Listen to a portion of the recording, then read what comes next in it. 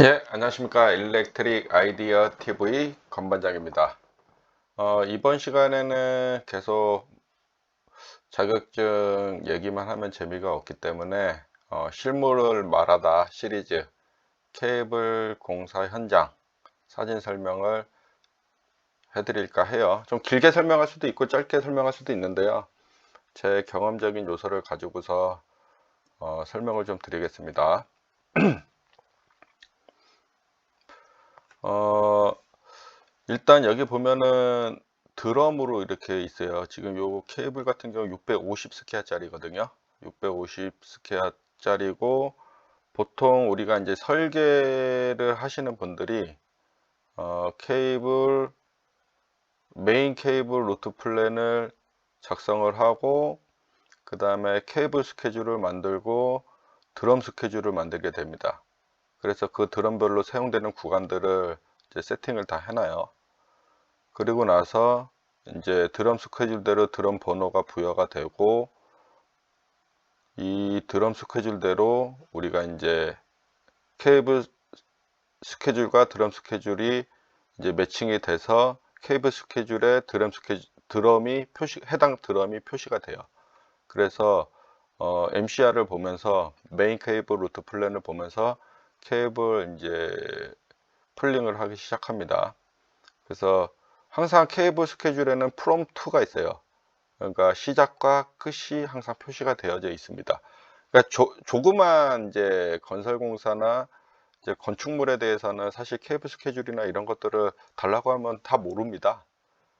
근데 이제 큰 플랜트 공사 같은 경우는 지금 제가 말한 케이블 사이징, 케이블 스케줄, 메인 케이블 루트 플랜 기본입니다. 그래서 이 내용을 모르는 사람들은 큰 공사를 해본 사람들이 사실 아니에요. 그래서 이 말을 못 알아듣는 사람들은 대형 플랜트를 해보시지 않으신 분들입니다. 그래서 대형 플랜트를 해보면은 이건 기본으로 쫓아가게 되거든요. 워낙 그 플랜트에 기기들이 많기 때문에 이걸 설치하지 않고서는, 이거를 작성하지 않고서는 케이블 설계를 할 수가 없어요. 보통 이제 우리가 케이블 사이징을 할 적에는 이제 단락전류를 계산을 해서 차단기와 단락전류 계산서와 이게 다 매칭이 되는 이제 작업들을 이제 설계들을 해요. 그래서 이제 그런 기본적인 이제 설계 자료들을 가지고서 이제 케이블 사이즈가 선정이 되고 케이블 스케줄이 만들어지고 드럼 스케줄이 만들어지고 이런 과정들을 겪는 거예요. 그 전에 가장 먼저 나와야 되는 거는 사실 로드 리스트가 먼저 나와야 되거든요. 요거는 제가 예전에 영상 올린 자료를 보시면은 설명된 내용들이 좀 있을 겁니다. 혹시나 부족하면은 저한테 얘기하시면은 제가 좀 더 자세히 영상을 좀 찍어서 여러분들께 좀 알려드릴 수 있도록 할게요. 그래서 이제 그런 과정들을 겪어서 이제 케이블을 이제 포설하는 이제 지금 작업 사진이에요. 그래서 이렇게 케이블들이 이렇게 쭉 갑니다. 어디론가. 그 다음에 드럼이 있고 이제 드럼을 우리가 그 케이블을 끌려면은 드럼을 이렇게 거치대에다가 놓고서 이제 롤링을 좀 시켜줘야 되잖아요. 그래야지 당기면은 빠지니까요. 사실 이게 사람이 이렇게 끌 수 있는 그 무게는 사실은 아닙니다. 끌어보시면 여기 중동 지역 같은 경우는 아모드 케이블을 씁니다. 국내에서는 아모드 케이블을 만나보기가 쉽지가 않은데 해외 같은 경우는 다이렉트 버리드 그러니까 즉 직매를 하기 때문에 케이블 외피 안에 어 이제 아모드 이제 이 장갑 같은 것들이 그러니까 쇳덩어리들이 이렇게 감싸고 있어요. 그래서 외부의 그 압력이나 이 손상을 방지하기 위해서 이제 갑옷으로 이렇게 무장되어 있다고 생각하시면 돼요.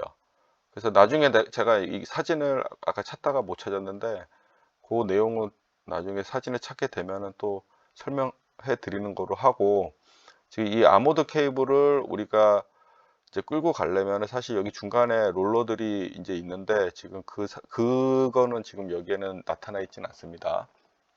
그래서 이렇게 사람이 이렇게 끌고 간다. 이제 더 큰 케이블이나 더 큰 무게가 이제 있을 경우는 우리가 이제 케이블을 당겨주는 기계가 있어요. 그래서 그 기계를 중간중간 설치해 놓고서 끌기도 합니다.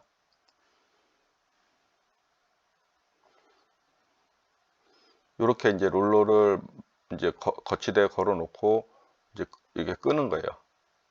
끄는 거고, 지금 드럼들 여기 지금 요거 이제 케이블 드럼을 이제 다 풀어 놓은 이제 빈 공드럼인 거죠.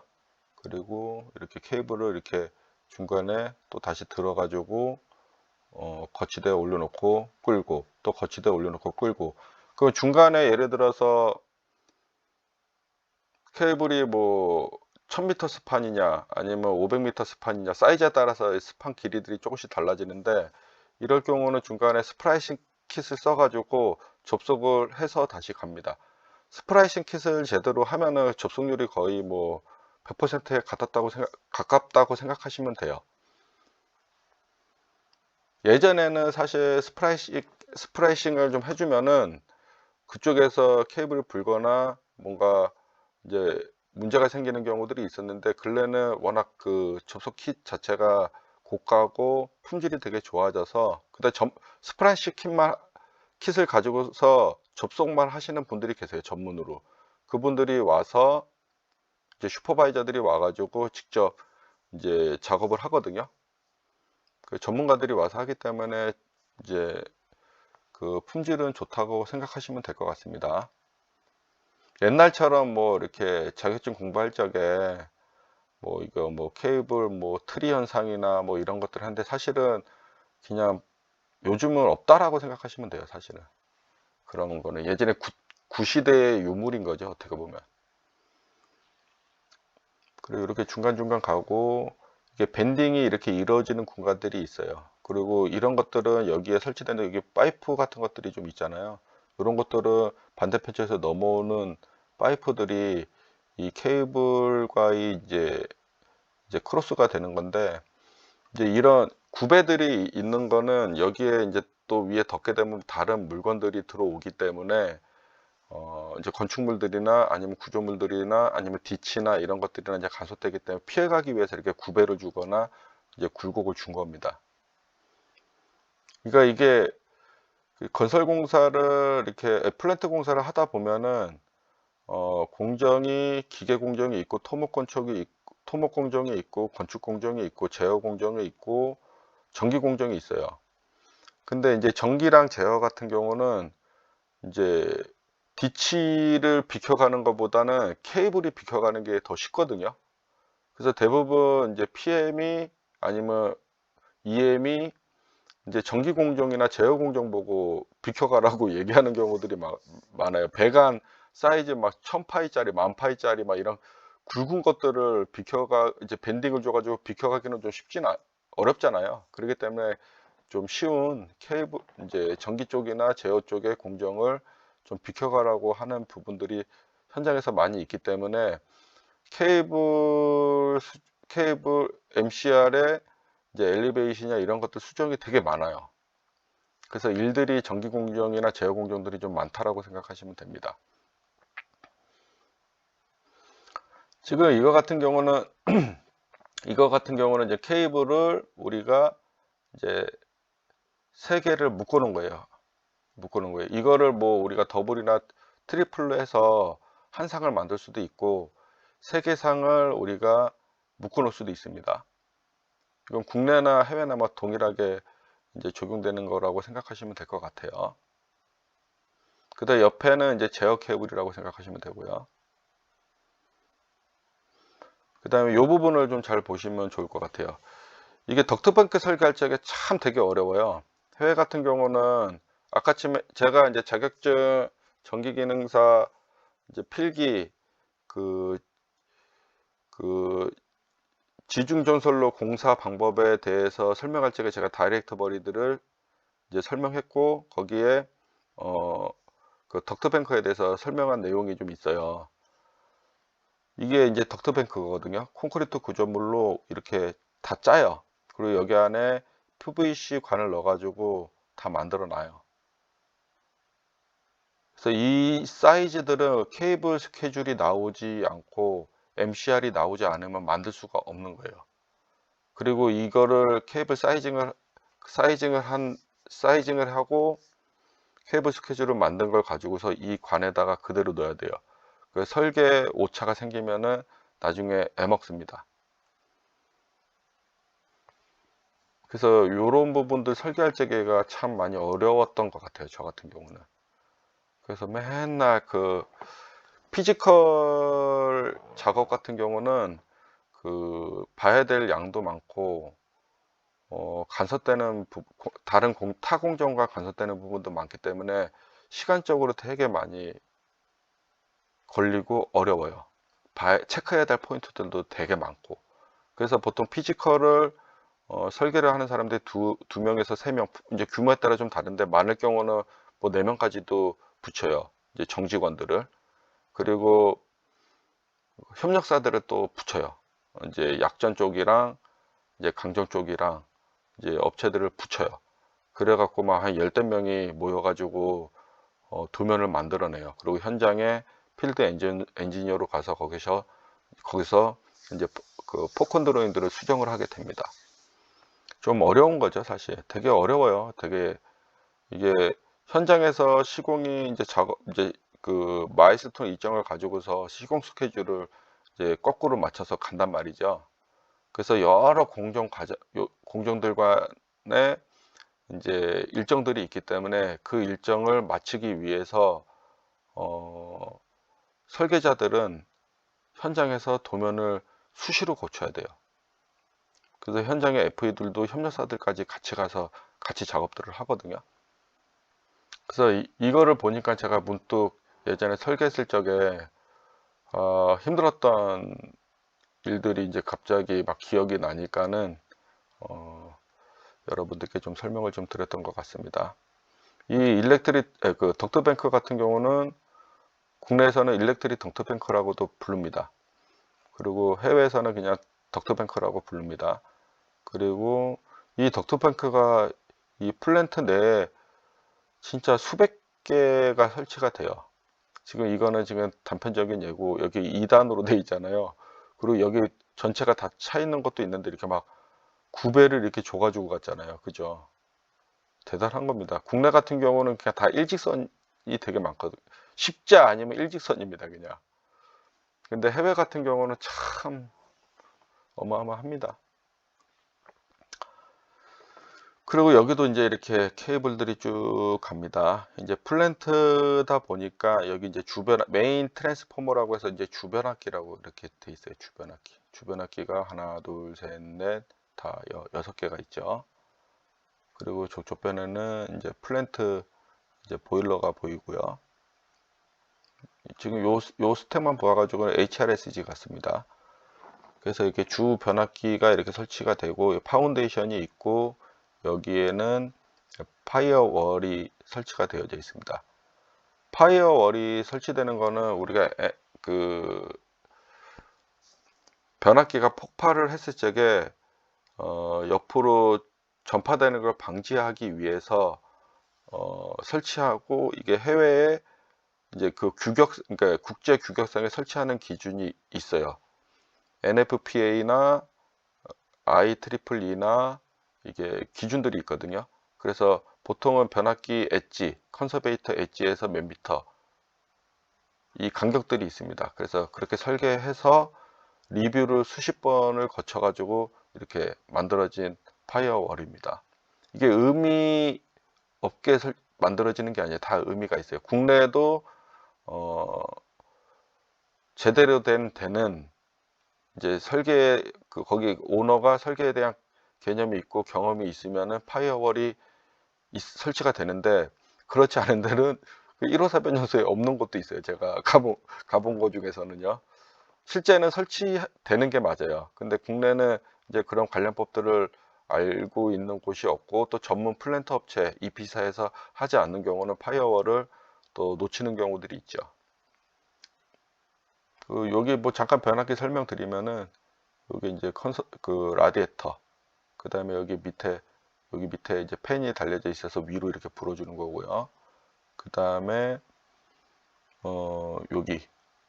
요거는 지금 변압기 탱크에서 오일이잖아요. 그래서 이렇게 오면은 요거는 오일 타입 이제 챔버가 되는 거예요. 그리고 여기서 케이블이 이렇게 와가지고 이제 이쪽 케이블 엔드 쪽에 연결이 돼서 이제 여기 안에 오일이 함침되어 있는 버스를 통해서 변압기 쪽으로 들어가는 거죠. 그리고 여기 위에 보시는 게 컨서베이터입니다. 컨서베이터와 탱크 사이에, 이건 까먹지도 않아요. 저는 컨서베이터와 탱크 사이에 설치되는 게 뭐가 있어요? 부홀주 계정기 있죠. 사실 자격증 시험에 나오는 부홀주 계정기는 정말 쉽게 설명했지만은 이런 주변압기 같은 경우, 뭐 여기 지금 전압이 230kV짜리거든요. 주변압기 같은 경우는 컨서베이터에 가스 포집 기능까지 있는 것들이 들어가 있고, 우리가 알고 있는 내용과는 좀 다르게 이제 설치가 되어져 있어요. 그래서 그 부분에 대해서는 제가 나중에 따로 설명하는 시간이 있을 겁니다. 그리고 제가 변압기 관련된 영상이 예전에 도면 보고 설명했던 자료들이 있어요. 그래서 그 영상을 찾아보셔도 돼요. 거기에 제가 설명해 놓은 내용이 있으니까 그걸 참고해서 보셔도 좋을 것 같습니다. 그래서 이렇게 돼 있고, 이제 마지막 사진입니다. 요거 같은 경우는 이제 건물에 쓰는 온부자리 변압기예요. 그래서 케이블이 이렇게 와서 지금 터미네이션을 하진 않았어요. 연결되어 있진 않고, 이제 그냥 이렇게 케이블 빼놓기만 했는데, 여기 보면은 케이블을 이렇게 빼가지고 이렇게 지금 말아놨죠. 이렇게 길게. 이러면은 나중에 케이블 쇼테이지 납니다. 제가 아까쯤에 서두에서 말했다시피 케이블 스케줄에 케이블 미터 수가 다 짜여져 있어요. 근데 이 터미네이션까지 계산해서 우리가 뭐 2m면 2m, 1.5m는 1.5m 이렇게 여유를 둬 가지고 터미네이션까지 생각해서 만들어 놓는데, 이렇게 길게 여기서 지금 끝내야 되는 게 이렇게 길게 만들어 놨고 이게 말려져 있잖아요. 이러면 쇼테이지 납니다, 케이블. 그래서 실제 설계한 사람의 의도와 설치하는 사람의 의도를, 설치하는 사람이 도면을 보고 그 의도를 분명히 파악해서 이제 케이블을 절단을 해야 되는데 그냥 막 잘라 놓은 거예요. 이게 왜 그러냐면은 해외 같은 경우는 우리 한국 사람들이 가서 이제 컨스트럭션 매니지먼트를 하긴 하는데, 일하는 사람들은 그러니까 관리하는 사람들은 우리 한국 사람이지만은 실제 일하는 사람들은 뭐 필리핀이나 인도나 이제 다른 나라 이제 사람들이 와서 작업을 한단 말이죠. 그래서 도면을 보고 이게 작업하는 게 아니고, 거기 현장에 또 한국 협력사들이 또 쫓아가거든요. 거기 있는 사람들이 이제 도면을 보고 작업을 시킬 적에 그 사람들이 또 여러 군데를 이제 다니다 보면은 이제 작업이 여러 군데서 이렇게 막 일어날 거잖아요. 그러면 이제 이런 일들이 이제 안 보는 사이에 이런 일들이 벌어지는 거예요. 그리고 실제 현장에 시공하는 사람들 중에 도면을 못 보시는 분들도 계세요. 우리 한국 사람들도. 그래서 제가 예전에 취업을 할 적에 가능하나 힘들지만, 좀 일은 고되고 힘들고 치이지만은 설계를 하고 시공이나 다른 데 가면 다 된다라고 말씀드린 게, 제가 그렇게 경험을 했기 때문에 여러분들께 그렇게 말씀을 드리는 거거든요. 물론 이게 설계를 이렇게 많이 뽑지는 않지만은, 이게 설계를 가보면은 여러분들이 이렇게 스페시피케이션에 대한 검토나 이런 특성치에 대해서 여러분들이 좀 이해를 하는 시간을 가질 수가 있거든요. 왜냐하면 그런 스펙들을 가지고서 제조사는 뭐 변압기나 GIS나 뭐 차단기 업체나 이런 데는 그것만 만들기 때문에 전문가들이잖아요. 그런 사람들이랑 핸들링을 하면서 모르는 거 물어보면 되고 의미에 대한 자료를 요청할 수도 있어요. 그래서 그런 자료들을 분석을 하게 된단 말이죠. 그리고 발주가 나갈 적에 우리가 테크니컬 비드 이베루에이션, 그러니까 그 데이터에 대한 기술 평가를 하거든요. 그럴 적에 뭐 주변 악기 같은 경우는 뭐 해외 ABB나 GMS나 우리 국내는 현대, 효성, 일진, LS 산전 이런 데의 자료들, 견적 자료들, 스펙 자료들을 받아서 우리가 분석을 한단 말이죠. 비교 분석을. 그래서 스펙에 충족이 되는지 안 되는지 판정을 하거든요. 그럴 때 이제 그런 일들을 하다 보니까는 자연적으로 이렇게 제품에 대한 특성을 모를 수가 없다라는 거죠. 근데 이제 시공 같은 경우 시공으로 맡으신 분들은 이제 그 또 시공 협력사들이 있기 때문에 거기에 이제 도면을 이제 포컨 드로잉을 넘겨서 이렇게 전달을 하기 때문에 도면을 못 보시는 분들이 좀 있죠. 제가 또 시공하시는 분들이 제 영상 보면 또 욕할 수 있기 때문에 제가 그 정도까지만 설명을 할게요. 그래서 이렇게 지금 제가 현장 사진을 이제 좀 설명을 좀 드렸는데, 어, 이런 현장은 사실 되게 열악해요. 열악하고, 해외 현장 같은 경우는 우리가 이제 한국에서 해외 파견을 가서 거기서 먹고 자고 일만 주구장창 하다 옵니다. 그리고 국내 음식이 아닌 이 현장에서 만들어지는 음식들을 먹어가면서 열악한 환경 쪽에서 일만 좀 많이 합니다. 그래서 이런 이런 이제 어떻게 보면은 새로 일을 배운다는 거에 대한 경험적인 측면으로 가면은 너무 좋은데, 이거를 스트레스 받는 사람들은 중간에 퇴사하시는 분들도 계셨거든요. 이제 여기 있다 보니까 안 맞는다 하고 막 나가시더라고, 젊은 분들. 근데 제가 항상 말하잖아요. 이 이런 고통스러운 과정이 있을 수도 있습니다, 삶에서. 근데 이런 고통스러운 삶을 뭐 마음에 안 들다고 해서 포기하고, 왜냐면 포기가 가장 쉬우니까. 내가 다 내려놓으면 가장 쉬우니까. 근데 가치 있는 일들에 대해서 내가 참고 이겨내고 극복하지 못하면요, 내 엔지니어로서의 발전은 없어요. 배울 수가 없거든요. 왜냐면 배우려고 할 적에 딱 그만둬 버리고, 또 배우려고 할 적에 그만둬 버리고, 다른 데 가버리고, 이러면은 끝을 못 봤기 때문에 그 사람은 계속 그 자리에 머무를 수밖에 없는 거예요. 부족한 수준에서. 직장 생활을 하면서 마음에 안 드는 부분도 물론 있습니다. 뭐 남의 돈 버는 게 쉬운 게 아니잖아요. 그러면 마음에 안 든다고 하면 자기 사업해야죠. 때려치고 나갈 거면 자기 사업해야죠. 월급 조금 준다고 마음에 안 든다고 컴플레인 걸고, 뭐 복지 안 좋다고 컴플레인 걸고, 뭐 다 이렇게 돼버리면은 결론은 자기 사업해야지. 저는 그렇게 생각해요. 우리가 우리가 우리가 이제 길을 가는 거에는 두 가지 길이 있어요. 내가 사업을 하든 아니면 직장 생활을 가든. 그 직장도 여러 과정들이 있어요. 돈 많은 데를 가든 돈 적게 주는 데를 가든, 이건 레벨이 다 구분되어 있다라는 거죠. 근데 모든 사람들이 돈 많이 주고 그 칼퇴근하고 좋은 데를 가고 싶어 하죠. 근데 하물며 대기업도 돈 많이 주기 때문에 그만큼 일을 많이 해요.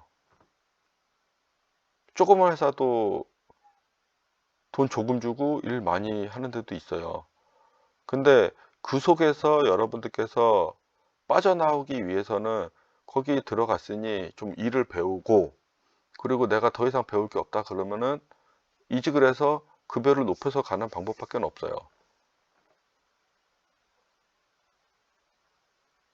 자격증?